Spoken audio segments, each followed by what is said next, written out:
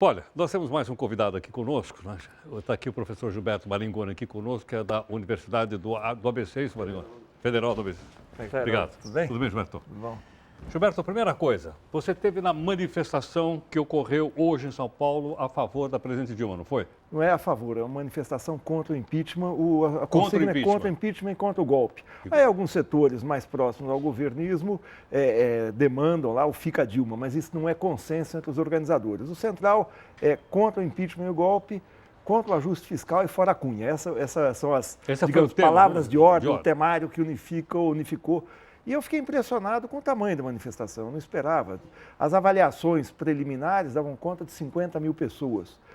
Eu não sei comparar com a de domingo, eu não sou, mas me parece que tinha mais gente hoje, isso é um dado significativo. Num dia de semana, fim de tarde, é algo significativo a se levar Agora, em Gilberto, conta. nós mostramos o helicóptero da Record, andou o tempo todo lá, e a gente viu também algumas faixas, né?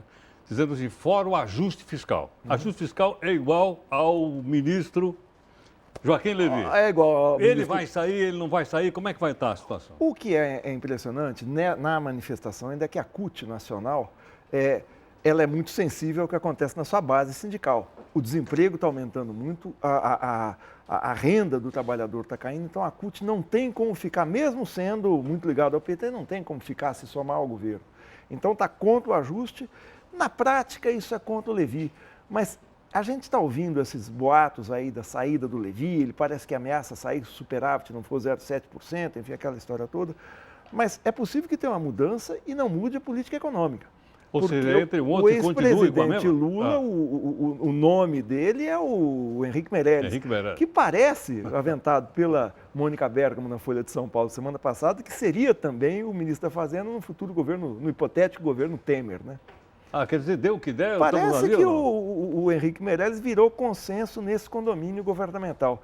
Agora, essa pressão pelo ajuste é uma coisa que pode gerar uma situação aí nos primeiros meses de 2016 muito grave do ponto de vista social, que nós estamos com uma crise política, uma crise econômica muito séria, como a gente viu aí, mas ainda não temos escancarado uma crise social de Motivada, proporções inclusive, pelo desemprego. motivado pelo desemprego, pela queda de renda e pela falta de alento. Então, as pessoas que estão ficando desempregadas agora estão tendo mais dificuldade de ter acesso ao instrumento do seguro-desemprego, por exemplo, por causa daquela mudança naquelas medidas provisórias que mudaram o cálculo do Então, seguro-desemprego. mas a saída seria o quê? Seria reverter essa política econômica? Olha, a Ou fazer uma ideia outra coisa diferente do que- chamado ajuste que fiscal? vários, eu não sou economista, mas a ideia é que vários economistas têm dito é buscar retomar um processo expansionista e desenvolvimentista. Claro que com uma dificuldade muito maior agora, porque nós estamos no meio de uma crise fiscal muito séria. Nós estamos com o problema de fechar as contas do país. Agora, se não tiver algum tipo de medida para reverter, o quadro, não é só que o quadro é de ladeira abaixo, é de aceleração da crise. Não é só que o desemprego vai aumentar. Qual é o ritmo de aumento do desemprego?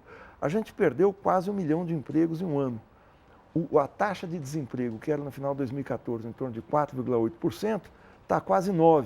Quer dizer, é uma coisa muito alta para um ano. 1 milhão de desempregados no Brasil e uma taxa de desemprego nas regiões metropolitanas, que são São Paulo, Rio de Janeiro, Salvador, Porto Alegre e Recife, da ordem de 13% a 14%. Isso não é número, isso é gente na rua, gente desalentada, gente... Agora, Gilberto, para que a gente pudesse, por exemplo, ter uma política econômica diferente dessa, não haveria necessidade do governo ter uma base política forte? Onde é que ele vai buscar essa base Olha, política forte, além do seu próprio partido, que é o PT? O presidente Dilma cometeu um erro brutal que eu até hoje não consigo entender o que aconteceu com a Dilma e com o PT. Que a gente se lembra, eles fizeram uma campanha em 2014, uma campanha com um viés fortemente desenvolvimentista. A campanha de direitos, a campanha de salário, a campanha de expansão. Quando se elege, imediatamente aumenta os juros, nomeia um ministro de corte ortodoxo e a gente começa a ter essa degringolada econômica muito séria. Essa virada, que muita gente chama, eu acho que foi um estelionato eleitoral, não caiu a ficha para presidente a gravidade desse tipo de coisa.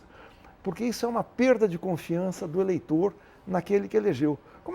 A base da democracia é a Quando você confiança. fala Pedro de Convêncio, você está falando do Ibope, que deu 70%? Não, a perda de confiança é o Ah. seguinte, a capacidade da presidente cumprir aquilo que ela promete na campanha. Cumprir aquilo pelo qual ela foi eleita, ela teve 54 milhões de votos, esse é um número. Qual é a qualidade desse voto? A qualidade é o seguinte, eu quero que se mantenha um processo de pleno emprego, de políticas sociais e tal.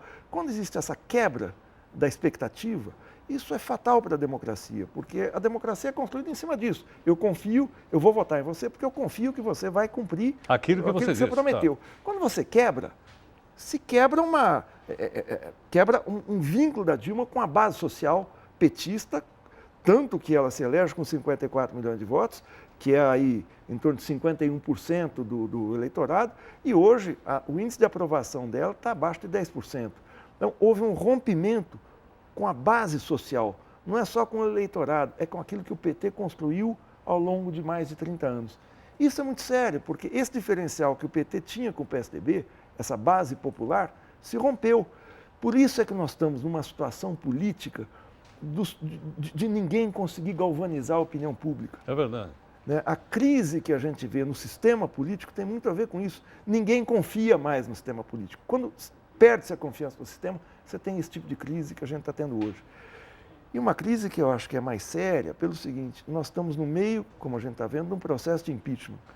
O que me parece é que ninguém tem mais confiança de que o PMDB, com essa crise que a gente está comentando aqui no programa, que o PMDB reúna mais aquelas condições que o Temer falava em agosto. O Temer, em agosto, falava o seguinte: é preciso de alguém para unificar o país. Ele não unifica hoje nem o PMDB. Então, essa é uma situação muito séria. Quer dizer, quem é que vai assumir o poder? Gilberto, nós gostaríamos de responder também a perguntas aqui do nosso telespectador internauta, tudo bem? Pois não, Bárbara. Boa noite, professor Gilberto. Boa noite. A pergunta é do Cauê Laroff, de Marabá, Pará. Ele diz, já que as divergências com o governo são tantas, não é melhor que o ministro Levi saia do governo para que sua imagem não seja mais desgastada ainda? Bom, essa pergunta deve ser feita ao ministro Levi.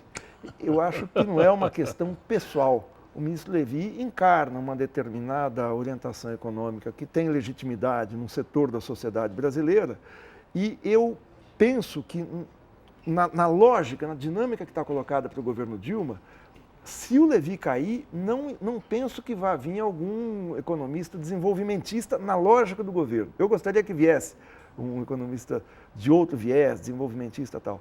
Mas pode vir, como a gente falou aqui, o Henrique Meirelles, que é mais ou menos trocar 6 por meia dúzia, ou 6 por um pouquinho mais, porque o Meirelles é um pouquinho mais velho, mas não de mudança de orientação econômica. Gilberto, agora em relação então a esses acontecimentos, a todos que a gente mostrou, né? Eu acho que está mais difícil do cidadão comum entender o que está acontecendo no país. Nós temos dificuldade, eu confesso que nós temos dificuldade, todos os dias a gente está aqui se informando e passa, né? Mas, de qualquer forma, a vida continua, né? Nós estamos num país democrático, né? E tem que ter uma saída democrática e, obviamente, política se faz com partidos políticos e políticos. E são esses que tem aí. Então, nós vamos ter que dar um jeito, ou não?